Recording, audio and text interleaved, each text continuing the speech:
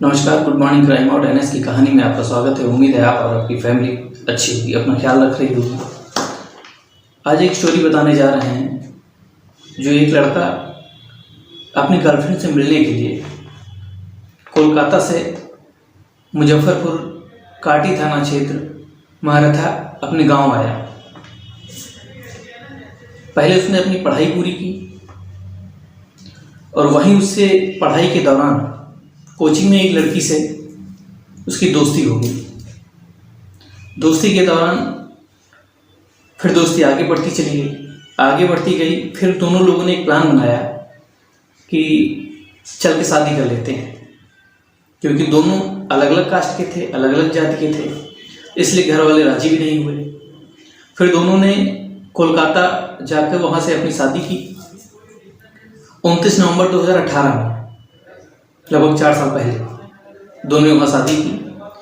इधर घर वाले परेशान थे कि अदर कास्ट है, समाज में इज्जत की बात है और दोनों लोग को कैसे बनाया जाए। खैर, अब शादी तो कर ही ली थी। फिर लड़की के परिवार वालों ने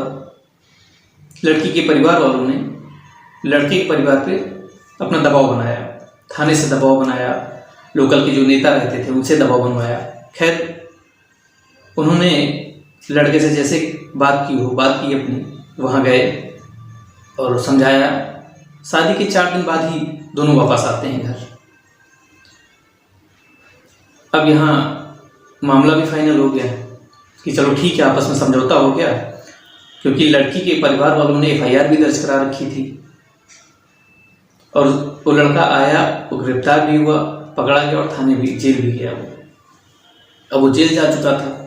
जेल से जब रिहा हुआ, जेल से बाहर आया, तो उसके परिवार वालों ने समझाया, जिसके तहत फिर वो कोलकाता चला गया और वहाँ लेदर की कंपनी थी, उसी में काम करने लगा। लगभग धीमे धीमे करके लगभग 4 साल बीत गए थे।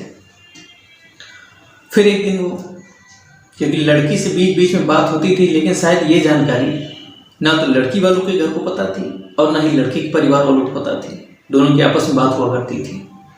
शायद कभी कभार चोरी छिपे कहीं ना कहीं मिला भी किया करते थे, फ़ोन से बातें भी करती थे। समय बीता जा रहा था। फिर एक प्लान बनाया लड़की के बॉयफ्रेंड निहाल ने, जिसने उस लड़की से शादी की थी 29 नवंबर 2018 को, लगभग 4 साल पहले। क्योंकि वो कोलकाता में अपने पिता के साथ एक लेदर कंपनी वहाँ काम किया करता था, वहाँ से प्लान बनाया और प्लान बनाया कि हम घर जा रहे हैं अपने मुजफ्फरपुर काटा महारथा गांव, घूमेंगे, थोड़ी देर रुकेंगे, उसके बाद चले आएंगे। वो अपने नाना के यहाँ रहता था, उसके माँ भी वहीं रहा करती थी। लगभग 15 दिन पहले वो आया हुआ था और उसी दौरान छठ पूजा का भी कार्यक्रम था, पूजा भी थी। अब जहाँ लड़की रह रही थी उसी गांव में छठ पूजा का भी कार्यक्रम था। तो उस लड़के ने मिलने के उद्देश्य से अपनी टिकट कराई कोलकाता से और मुजफ्फरपुर आया और अपनी नानी से बता कर गया कि नानी, आप मेरा बैग जो है वो पैक करा दो, अगले दिन हमें निकलना है। नानी ने जब पूछा कि बेटा कहाँ जा रहे हो, तो उसने बताया, माँ, पास के ही गाँव में एक छठ पूजा है, तो वहीं जा रहे हैं देखने।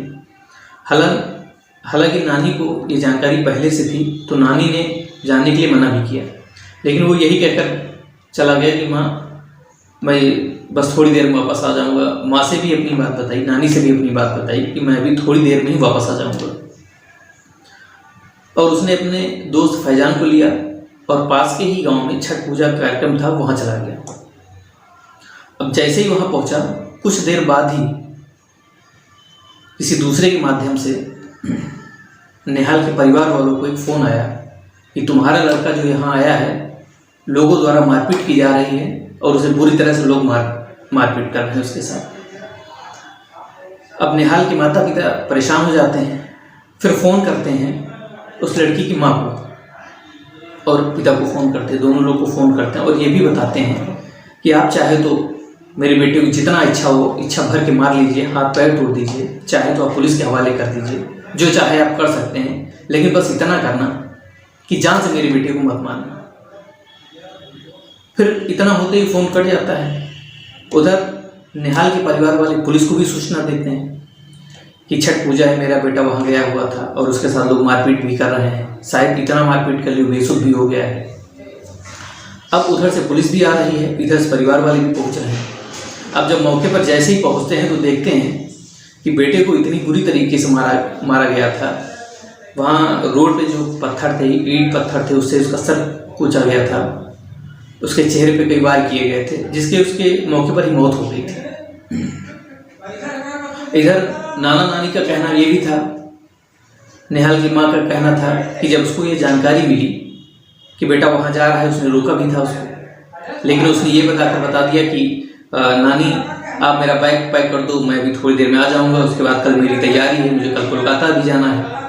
उसके बाद जैसे ही को सूचना मिलती है और इब्राहिमपुर इलाके में, इसके पहले लड़की के माता पिता इब्राहिमपुर इलाके में किराए पर भी रहा करते थे, जहाँ से उसका अफेयर शुरू हुआ था निहाल से। उस लड़की का कोचिंग के दौरान, पढ़ने के दौरान उसका अफेयर शुरू हुआ, दोस्ती हुई, फिर भाग के शादी कर ली। हालांकि एक चर्चा बीच में ये भी आ रही थी, शादी के दौरान जब दोनों ने भाग के शादी की, कोलकाता जाकर रहने लगे, 4 दिन बाद फिर वापस भी आए, उनके परिवार वालों ने मैनेज भी कर दिया था, लेकिन थाने से कुछ समझौता या सुलह नहीं हुई थी। उसके कुछ दिन बाद, जिस दिन उसकी मौत हुई है निहाल की, उससे 15 दिन बाद लगभग वो कोलकाता से मुजफ्फरपुर आया हुआ था, और उसी के दौरान छठ पूजा थी बगल गांव में, वो गया और उसकी कुछ लोगों द्वारा, भीड़ के द्वारा उसकी हत्या कर दी गई, जिसमें निहाल का दोस्त फैजान भी था। फैजान को भी काफ़ी चोटें आई थी, हालांकि फैजान एडमिट था, कुछ दिन बाद उसकी तबीयत भी सही हो गई। लेकिन सवाल सबसे बड़ा ये था, निहाल जो छठ पूजा देखने के उद्देश्य से गया था, तो भीड़ ऐसा इतनी कैसे उग्र हो गई कि सिर्फ निहाल को ही उसने मारा पीटा, भीड़ द्वारा मारा गया वो, और इतनी बेदर्दी के साथ मारा गया कि उसकी हत्या कर दी गई। उसके चेहरे पर, उसके सर पर कई अंगों को क्षतिग्रस्त किया गया, ईंट से पत्थर से कूचा गया। अब उधर मीडिया द्वारा एक ये भी बात हो रही थी, बात की जा रही थी कि निहाल का एक एफिडेविट बना हुआ था, जिसमें निहाल ने उस लड़की ने शादी कर रखी थी, जो मीडिया के द्वारा बताया जा रहा था। हालांकि निहाल के परिवार वालों ने ऐसा कुछ भी जानकारी होने से इनकार किया था। अब क्योंकि हत्या कर दी गई थी, अब जब पुलिस आई, पुलिस इंक्वायरी करती है, निहाल के परिवार वाले, माता पिता ये भी बताते हैं, जब हमें जानकारी मिली थी इसकी, तो हमने लड़की के माता से, पिता से, उनके परिवार वालों से फ़ोन करके ये भी बताया था कि आप मेरे बेटे को चाहे जितना मारे, लेकिन हाथ पैर तोड़ के पुलिस के हवाले कर दें और उसके साथ कुछ भी करें, लेकिन उसकी जान न लें। लेकिन उन्होंने एक भी नहीं सुनी और उसकी जान ले ली। तो ये एक कहानी थी। एक लड़का कोलकाता से आता है मुजफ्फरपुर अपनी गर्लफ्रेंड से छठ पूजा के बहाने मिलने, लेकिन उसको शायद ही नहीं पता था कि अदर कास्ट होने की वजह से लोग उसे पसंद नहीं करेंगे और उसकी अंतकाल उसकी मौत कर देंगे, हत्या कर देंगे उसकी। अब इधर हत्या हो चुकी है बेटे की, एक घर का चिराग है जो बुझ गया है। अब सोचने वाली बातें ये होती हैं कि परिवार में या समाज में झूठी शान शौकत के लिए लोग एक दूसरे की हत्या करने से भी पीछे नहीं हटते हैं। तो यही कारण था जो निहाल का, जो कि पहले तो पढ़ाई करता था, फिर उसने शादी की और फिर शादी, लोगों का प्रेशर था, वहाँ से वापस आया, पुलिस ने उसको जेल में भी बंद किया। उसने जो किया था उसकी सज़ा उसको मिल चुकी थी, लेकिन फिर परिवार वालों की इतनी बुरी सज़ा, इतनी बड़ी सज़ा देने की ज़रूरत नहीं थी।